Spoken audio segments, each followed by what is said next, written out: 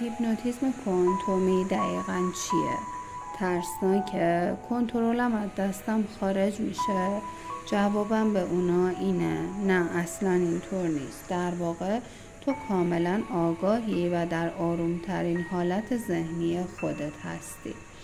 قبل از شروع هیپنوتیزم ما با همدیگه صحبت میکنیم تا بتونیم ذهن تو برای این کار آماده کنیم. در مورد اینکه نیتت از انجام هیپنوتیزم چیه یا در واقع چه مشکل و مسئله‌ای ذهن تو رو درگیر کرده.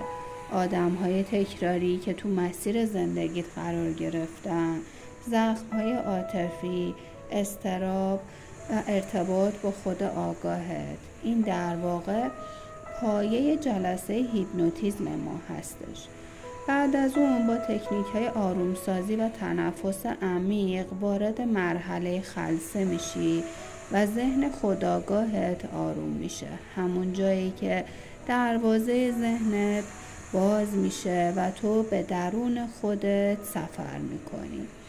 با خاطراتت، احساساتت و بخش‌های پنهان وجودت روبرو میشی و در نهایت به حالت عادی و آروم برمیگردی. تو تمام مراحل من کنارت هستم و هدایتت میکنم.